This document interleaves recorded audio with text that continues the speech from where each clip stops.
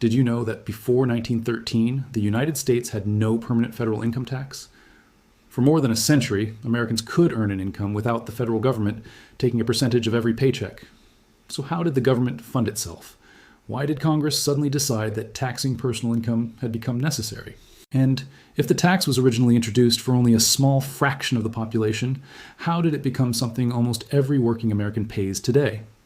The answers lie in a series of decisions that permanently changed the American financial system. Some were made in public, others were made behind closed doors.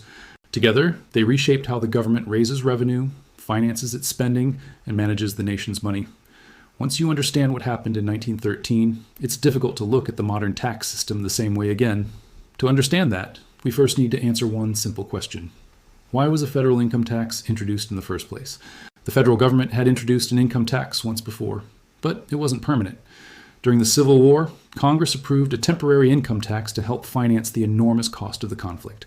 Once the war ended and government revenues recovered, the tax was eventually repealed. For the next 4 decades, the United States operated without a permanent federal income tax. So what changed? Why did lawmakers decide that a system which had worked for generations was no longer enough? To answer that, we need to look at the economic landscape of the early 1900s.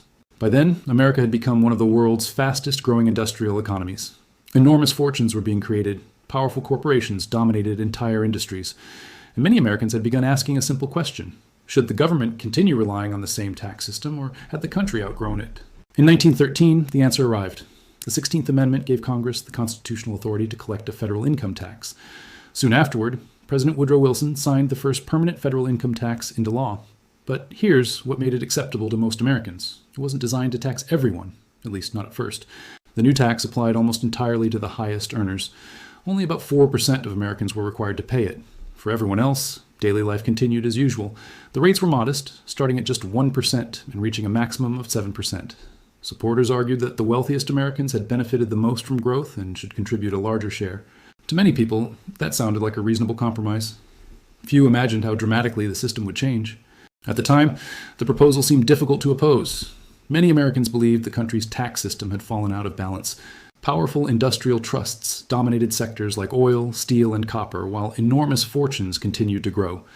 Supporters of the new income tax argued that those who had benefited the most from economic expansion should contribute more to the federal government. Not everyone agreed. Many wealthy businessmen insisted they had built their fortunes legally and saw no reason to surrender a portion of their income. John D. Rockefeller was among those who opposed the growing reach of federal taxation. Even after Standard Oil was broken into 34 separate companies, he remained one of the richest men in the world. Like many wealthy families of the era, he relied on legal trusts and estate planning to reduce future inheritance taxes. For most Americans, however, the debate felt distant. The tax affected only a small percentage of the population. Most people expected it to remain that way. Few realized they were witnessing the beginning of a system that would touch nearly every working American. Most Americans believed the new income tax would remain limited. After all, it targeted only the wealthiest citizens. History, however, often tells a different story. Over time, a tax introduced for a small group expanded far beyond its original scope. Today, federal income tax reaches almost every working American. In most cases, it's deducted before a paycheck ever reaches a bank account. Most people never receive their full earnings. And what you never receive, you rarely think about losing. But while Americans were adjusting to a new tax system, another event was unfolding that would reshape the nation's financial future. It began with a financial panic that exposed just how fragile the banking system had become. The year was 1907. America was struck by one of the most severe financial panics in its history. Banks began to fail. Confidence disappeared. People rushed to withdraw their savings before it was too late. Without a central bank, the system was on the verge of freezing. Then one man stepped in. J.P. Morgan. He invited the country's most influential bankers to his private library in New York. The doors were closed. No one would leave until they had agreed on a plan. Together, they organized emergency loans and restored confidence. The crisis was over, but it left behind a much bigger question. How could the stability of an entire nation depend on a single private citizen? The events of 1907 convinced many policymakers that the country needed a different solution. If the financial system could only be rescued by one private banker, what would happen the next time a crisis struck? That question led to one of the most secretive meetings in American financial history. In 1910, a small group of bankers, economists, and politicians quietly gathered on Jekyll Island, Georgia. There were only a handful of participants. To avoid attracting attention, some traveled under assumed names and told others they were going on a duck hunting trip. For years, the meeting was denied. Only much later did those involved describe what had taken place behind closed doors. Over the course of several days, they discussed the framework for a new central banking system. 3 years later, Congress passed the Federal Reserve Act. For the second time in 1913, America had fundamentally changed the way its financial system would operate. The timing was remarkable. In the very same year that Congress approved a permanent federal income tax, it also created the Federal Reserve. One gave the federal government a new and reliable source of revenue. The other introduced a new central banking system. Was that simply a coincidence? I'll let you decide. But before we understand why these two events matter together, we need to answer another important question. If the United States operated without a permanent income tax for more than a century, how did the federal government fund itself? The answer is surprisingly simple. For most of its history, Washington relied primarily on tariffs. Tariffs were taxes placed on imported goods. Instead of taxing personal income, the federal government collected most of its revenue from products entering the country. On the surface, the system appeared simple. But was it fair? Every time Americans bought imported goods, the tariff was already built into the price. A worker buying clothes paid it. A family purchasing sugar paid it. Anyone buying everyday necessities paid it. The tax was hidden in the cost of the product. Most people never saw it. They simply paid a higher price. The wealthy paid those tariffs as well. But because ordinary families spent a much larger share of their income on basic necessities, they carried a far heavier burden. The system treated every purchase the same, even when people's ability to pay was very different. As criticism of the tariff system grew, lawmakers began looking for an alternative. Many believed the government shouldn't rely so heavily on taxes that affected every consumer equally, regardless of income. Eventually, Congress reduced tariff rates. The idea behind the new approach was straightforward. Instead of funding the government primarily through taxes on imported goods, collect part of that revenue from those with the highest incomes. To many Americans, it seemed like a fair system. If only the wealthiest citizens paid the new income tax, while tariffs were reduced, most families could actually end up paying less than before. That was the promise. A tax aimed at a small group, designed to create a fairer balance for everyone else. Few expected that promise to change so dramatically in the years ahead. The answer came sooner than many expected. Just 1 year after the income tax became permanent, World War I erupted in Europe. Although the United States did not enter the war immediately, preparing for a possible conflict required enormous amounts of money. Government spending rose dramatically. So did the need for revenue. To help finance the war, Congress expanded the income tax. Higher tax rates were introduced. More Americans became subject to the tax. What had begun as a levy affecting only a small fraction was growing.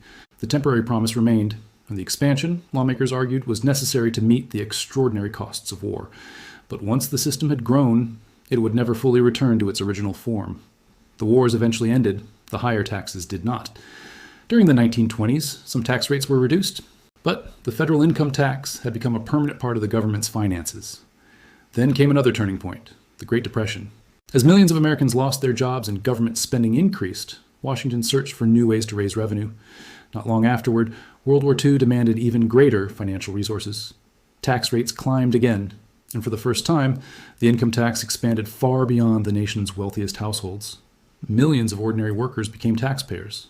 The transformation was nearly complete. By the early 1940s, millions of Americans were now required to pay federal income tax. That created a new problem. How could the government efficiently collect taxes from so many people? The solution arrived in 1943. Instead of asking workers to pay later, employers were required to withhold income taxes directly from each paycheck before wages were paid. The system made tax collection far more reliable. For the government, revenue became steady and predictable. For workers, paying income tax gradually became part of everyday life. Most people never handled the money themselves. It was deducted automatically before they ever saw it.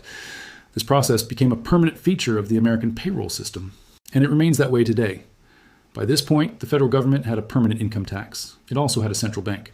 Those two changes transformed the way Washington financed itself. Taxes provided a steady stream of revenue, but taxes alone weren't always enough to cover government spending. The government could borrow by issuing treasury bonds. Investors, banks, and foreign governments could purchase those bonds, effectively lending money to the U.S. government. The Federal Reserve helped maintain stability and could purchase government securities as part of its monetary policy. Together, these institutions created a financial framework designed to finance government operations on a much larger scale than ever before.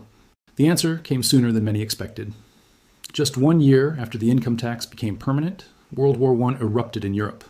Although the United States did not enter the war immediately, preparing for a possible conflict required enormous amounts of money. Government spending rose dramatically. So did the need for revenue. To help finance the war, Congress expanded the income tax, higher tax rates were introduced, more Americans became subject to the tax. What began as a levy on a few was already starting to grow. Lawmakers argued it was necessary for the war, but once the system had grown, it would never fully return to its original form. The wars eventually ended, but higher taxes did not. During the 1920s, some rates were reduced, but the tax became a permanent fixture. Then came another turning point, the Great Depression. As millions lost jobs, Washington searched for new ways to raise revenue. World War II demanded even greater resources. Tax rates climbed again, expanding far beyond the nation's wealthiest households to ordinary workers. By the early 1940s, millions were required to pay. This created a new problem. How could the government efficiently collect taxes from so many? The solution arrived in 1943. Employers were required to withhold income taxes directly from each paycheck before wages were paid. The system made collection reliable. For the government, revenue became predictable. For workers, paying tax gradually became part of everyday life. Most people never handled the money themselves. It was deducted automatically. This wartime process soon became a permanent feature of the American payroll. By this point, the government had a permanent income tax and a central bank. Together, they transformed how Washington financed itself. When taxes weren't enough, the government borrowed by issuing treasury bonds. Investors and foreign governments purchased these, lending money for future repayment. The Federal Reserve helped maintain stability and could purchase government securities. Together, these institutions created a massive financial framework. Borrowing helps respond to crises, but it creates a long-term obligation. Every bond issued today must eventually be repaid, along with interest. When the money supply expands faster than goods and services, purchasing power can decline. That's what we call inflation. Over time, the same dollar buys less than it once did. The question became how the value of money itself could change. In 1971, President Richard Nixon suspended the dollar's convertibility into gold. A move presented as temporary became permanent. Now the dollar's value depended on confidence in the economy and government policy rather than gold. This gave policymakers greater flexibility. Each crisis, civil war, panics, depression, world wars, brought new policies described as temporary. Yet many remained long after the emergencies passed. The financial system we live under today wasn't created all at once. It was built one decision at a time, over generations. If you enjoyed this documentary and want more deep dives into financial history, consider subscribing to Financial Cycles. Thanks for watching.